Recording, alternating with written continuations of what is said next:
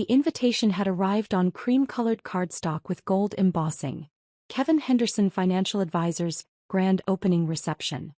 Below that in smaller script, join us as we celebrate our move to prestigious premier business tower. I'd stared at the invitation for a long time before RSVPing. Kevin's new office represented everything he'd been working toward for the past 5 years. The prestige, the image, the validation he'd been seeking.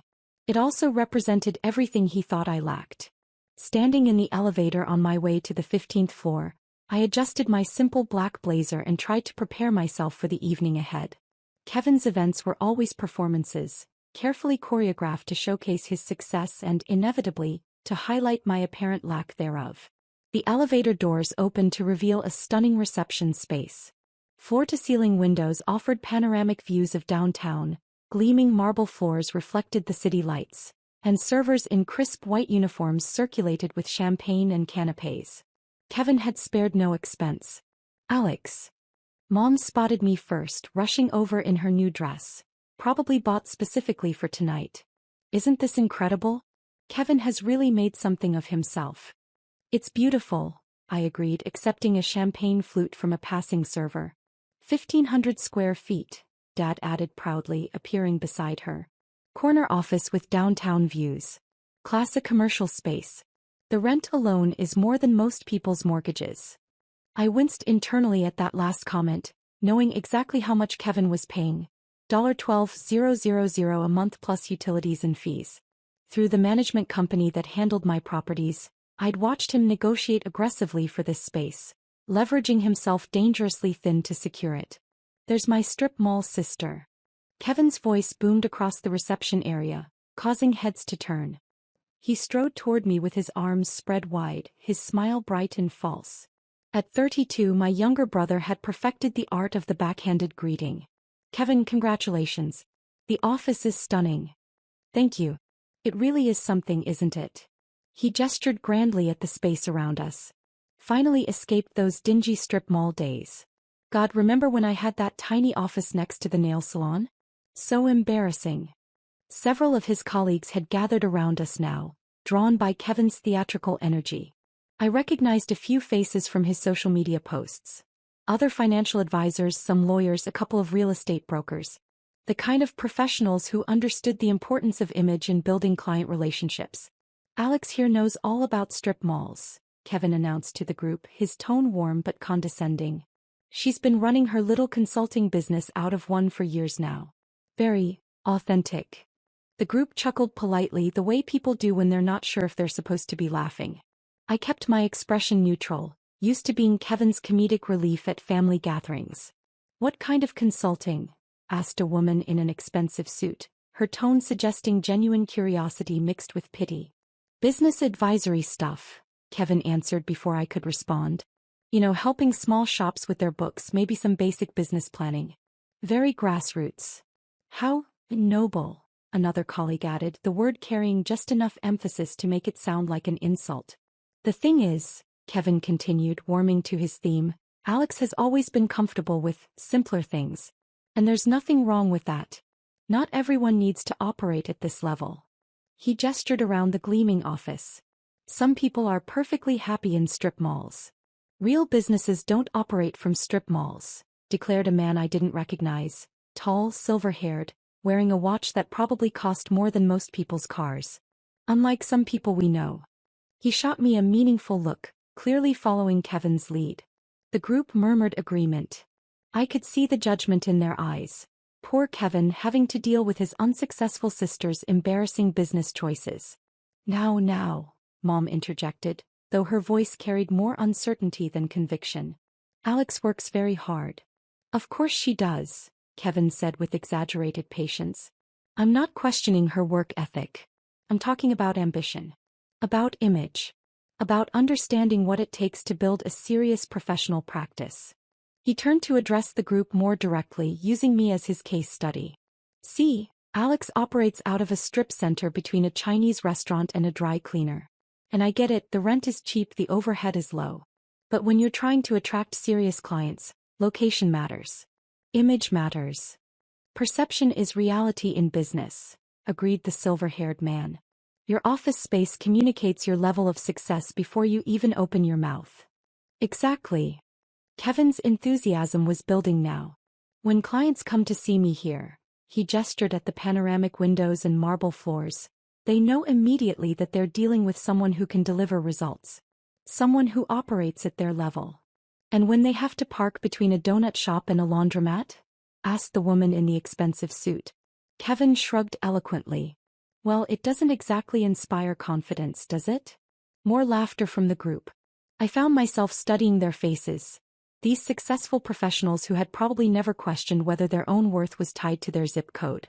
The problem with strip mall businesses, Kevin continued, is that they're inherently limited.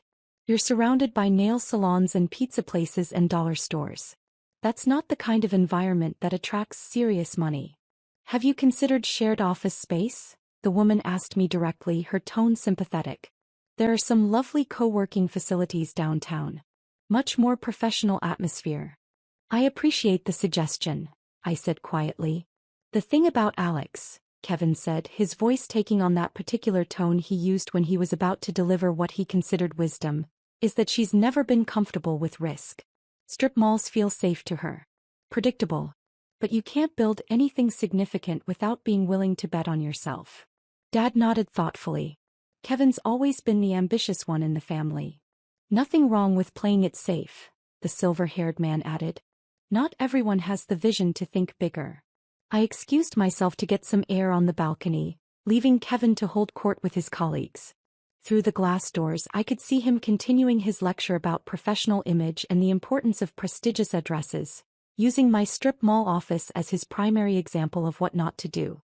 What Kevin didn't know, what none of them knew, was that I'd been watching his financial struggles for months through the property management reports that crossed my desk. The fancy office came with overhead that was stretching his cash flow dangerously thin. His client list, while growing, wasn't generating enough revenue to support his monthly expenses. He'd taken on substantial debt to fund the move and the elaborate renovation. What they really didn't know was that Summit Commercial Properties, the company that owned Kevin's Class A commercial space, was a subsidiary of Henderson Business Advisory, my consulting firm. The irony wasn't lost on me. While Kevin was inside explaining to his colleagues why strip mall businesses were inherently limited, he was hemorrhaging money to impress people who would probably drop him the moment his success story faltered. My journey into commercial real estate had started accidentally 3 years earlier. A client, a small restaurant owner, had been struggling with an exploitative lease arrangement. In helping him navigate the situation, I discovered how many small businesses were being taken advantage of by predatory landlords and management companies. That discovery had led me to start acquiring properties, initially to provide my clients with stable, fairly priced commercial space. But what had begun as a client service had evolved into something much larger. My portfolio now included 14 commercial properties across 3 states, generating substantial passive income that funded both my consulting practice and further acquisitions. The premier business tower had been my most recent and most ambitious purchase. The previous owner had been neglecting maintenance and driving away quality tenants with poor management. I'd bought it through a shell company 18 months ago and spent considerable time and money turning it around. New management, infrastructure improvements, competitive pricing for quality businesses. Kevin had signed his lease 6 months ago, dealing with the professional management company I'd hired to handle day-to-day operations. He had no idea his sister was his landlord. He'd probably die of embarrassment if he knew his prestigious downtown address was actually subsidized by his unsuccessful strip mall sister. My phone buzzed with an email from my property manager. Kevin Henderson, Premier Business Tower, Unit 1534. Rent 60 days past due, checks bouncing. Standard termination protocol. I stared at the message for a long moment. Kevin was failing just as I'd suspected he would. The prestigious address was bleeding him dry, and he was about to lose everything he'd worked to build. I could fix it quietly. Cover his back rent through a shell account, adjust his lease terms, extend his payment deadline. Keep the peace and preserve his dignity while he figured out how to make his practice profitable. Or I could let him face the natural consequences of his choices, both financial and personal. Through the glass doors I could see him gesturing animatedly to his colleagues, probably still explaining why location was so crucial to business success. still using me as his example of limited thinking and small ambitions. I typed back, proceed with standard protocol. No exceptions. The next morning I was reviewing quarterly reports in my modest strip mall office when my assistant knocked. Alex, your brother is here. He says it's urgent. Kevin walked in looking like he hadn't slept, his usually perfect appearance disheveled. His expensive suit was wrinkled, his hair uncombed, and there were dark circles under his eyes. He glanced around my simple office with the same dismissive expression he'd worn the night before, taking in the basic furniture and strip mall view. We need to talk, he said without preamble, his voice strained. Of course. Have a seat. He remained standing, pacing in front of my desk like a caged animal. I'm in trouble, Alex. Serious financial trouble. What kind of trouble? The office. The rent is killing me. I thought moving to Premier Business Tower would bring in higher value clients faster, but it's taking longer than I projected. The overhead is crushing me. I kept my expression neutral, though I knew exactly what his financial statements looked like. How bad is it? I'm 2 months behind on rent. My business account can't cover the next payment. And the management company is completely inflexible. They sent a lease termination notice yesterday. He finally sat down, burying his face in his hands. If I lose that office, I lose everything. All my clients expect me to be in that building now. It's part of my brand, my professional identity. Have you tried negotiating with your landlord? Kevin looked up, his expression bitter. That's the problem. There is no negotiating. It's all handled through this property management company, and they just keep citing corporate policy and standard lease terms. I can't even find out who actually owns the building. What about your business income? Can't you adjust your cash flow? That's just it. The business is actually growing. I'm bringing in more clients every month. But the office overhead is eating up all the revenue growth. I was so focused on creating the right image that I didn't properly calculate the financial impact. I watched him carefully, seeing my younger brother stripped of all his usual bravado. What do you need, Kevin? I need help. I know you don't have much running your consulting practice out of here, but I thought maybe you could help me figure out a solution? Or even loan me something to get caught up. How much do you need? $34,000. That would cover back rent, late fees, and give me a couple months cushion to get my cash flow sorted out. I leaned back in my chair. What makes you think I have access to that kind of money? He gestured around my office dismissively. You don't have much overhead here. Strip mall rent is probably $2,000 or $3,000 a month. You must have built up some savings over the years. Kevin, what exactly do you think I do for work? He looked genuinely confused by the question. You're a business consultant. You help small businesses with their operations, maybe some bookkeeping, strategic planning. That kind of thing. That kind of thing? Well, yeah. Local small business stuff. Maybe some restaurants, retail shops. You know, small-scale operations. After 5 years of building a practice that had helped over 200 businesses optimize their operations, expand into new markets, and increase their profitability by an average of 40%, my own brother thought I provided basic bookkeeping services to mom-and-pop shops. Do you know any of my clients? I asked. Not specifically. I figured they were probably local, maybe some of the other businesses in your strip mall, restaurants around town. Small stuff, right? Small stuff. I repeated his words slowly, tasting the condescension. Alex, I'm not trying to be dismissive. I'm just being realistic about scale. Your operation here is obviously more limited than what I'm trying to build. Is it? Well, obviously. I mean, look around. He gestured at my basic office setup. Functional desk, standard chairs, simple filing system. It's fine for what you do, but it's not set up to handle major commercial operations. I opened my laptop and pulled up a file, turning the screen toward him. Kevin, I want to show you something. Alex, I really don't have time to look at your client presentations or whatever. I'm facing eviction in 30 days. Humor me. The screen showed the property management interface for Premier Business Tower, with a detailed list of all tenants, their lease terms and payment statuses. Kevin's name was highlighted in red with past due termination initiated next to it. Kevin stared at the screen, his expression shifting from impatience to confusion. What is this? This is the tenant management system for your building. He leaned forward, studying the screen more carefully. How do you have access to this? Are you working with the management company somehow? In a manner of speaking. I pulled up another screen showing the corporate structure of Summit Commercial Properties, the LLC that owned Premier Business Tower. At the top of the organizational chart was Henderson Business Advisory. My company. Kevin, I own your building. The words hung in the air between us. Kevin's face went through several distinct expressions: confusion, disbelief, and finally, dawning comprehension. You own the building? Through Summit Commercial Properties, yes. I acquired it 18 months ago. That's impossible. I pulled up the acquisition documents, the financial statements, the property improvement invoices. Kevin's face grew paler with each screen. You've been past due for 60 days, I continued matter-of-factly. Your checks have been bouncing for 3 weeks. The management company recommended standard lease termination procedures. You're my landlord? I'm your landlord. Kevin stared at the screen, then at me, then back at the screen. All this time, you've been collecting rent from me? All this time, you've been telling everyone how limited and unsuccessful I am. But you work out of a strip mall. I own this strip mall, Kevin. I own 14 commercial properties across 3 states. My consulting practice helps businesses acquire and optimize commercial real estate portfolios.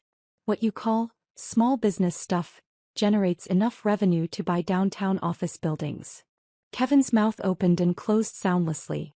Last night at your party, you used me as your primary example of limited thinking. You told your colleagues that real businesses don't operate from strip malls. You laughed about my location between the Chinese restaurant and the dry cleaner. Alex, I had no idea. You had no idea because you never bothered to ask. You saw the strip mall address and made assumptions about my capabilities, my client base, and my revenue. He sat in stunned silence for several minutes, processing the implications. So when I got the termination notice, that was standard procedure for non-payment. The management company handles all tenant relations independently. They don't know you're my brother. Can you fix this? I studied his face carefully. Do you want me to fix it? Of course I want you to fix it. You're my sister. Am I? Because last night you seemed pretty eager to use me as a cautionary tale for your colleagues. Kevin flinched. That wasn't personal, Alex. It was just networking conversation. Business talk. It was personal to me, Kevin. It's been personal for 5 years of family gatherings where you've dismissed my work as cute or simple. It was personal every time you suggested I needed to think bigger or be more ambitious. I'm sorry. I really am sorry. I had no idea about your actual success. That's the thing, Kevin. Would it have mattered? If I really was just a small-time consultant helping local restaurants with their books, would that have made it okay to mock me publicly? He didn't answer immediately, which told me everything I needed to know. Here's what's going to happen, I said, closing the laptop. You're going to call the management company today and arrange a realistic payment plan for your back rent. You're going to start treating this lease as the serious financial obligation it is. And you'll let me stay? I'll let you stay if you can demonstrate that you're capable of running a financially responsible business. That means making your payments on time, maintaining professional conduct with other tenants, and maybe, just maybe, learning some respect for the people who've been supporting your success. Kevin nodded eagerly. Yes, absolutely. Whatever you need me to do. I also want you to think about something. Every business in this strip mall that you've been so dismissive of, the Chinese restaurant, the dry cleaner, the nail salon you used to be embarrassed about operating next to, they all pay their rent on time. They all run profitable operations that serve their communities. Maybe the lesson isn't about where you operate. Maybe it's about how you operate. You're absolutely right. I've been thinking about this all wrong. I stood up, indicating our meeting was over. The management company opens at 9. I suggest you call them before noon. As Kevin prepared to leave, he paused at the door. Alex. Yeah. Why didn't you tell us? About your success, your property portfolio, everything you've built. I looked around my modest office. The space where I'd built something meaningful and profitable while my family assumed I was barely getting by. Because success isn't about impressing people with expensive addresses, Kevin. It's about creating value, building sustainable systems, helping others succeed. I didn't need external validation to know my work was meaningful. But we could have been proud of you. We could have celebrated your achievements. You could have been proud of me anyway, I said quietly. Success or failure, strip mall or skyscraper, I'm still your sister. My worth isn't determined by my rent payment or my office views. After he left, I sat in my office for a while looking out at the strip mall parking lot. The Chinese restaurant was busy with the lunch crowd. They'd been my tenants for 4 years, never missed a payment, employed 12 people from the local community. The dry cleaner had been operating profitably for over a decade, providing essential services while maintaining excellent customer relationships. The nail salon was booked solid through next month, run by a Vietnamese immigrant family who'd built their American dream one manicure at a time. All these businesses that Kevin had dismissed as beneath him were thriving examples of sustainable, community-focused entrepreneurship. My phone buzzed with a text from the property manager. Kevin Henderson called. Wants to discuss payment arrangements. Should I proceed with standard terms? I typed back, standard terms. No special treatment. He's a tenant like any other. Kevin would have to earn his place in my building the same way every other business did, by operating responsibly, meeting his obligations and respecting the community he was part of. But for the first time in years I felt hopeful about our relationship. Maybe this experience would teach him something valuable about business, about family, about the difference between image and substance. And maybe, just maybe, he'd learn that real success isn't about where you operate. It's about how you treat people, how you serve your community, and whether you can build something that creates value beyond your own ego. Even if that something operates from a strip mall.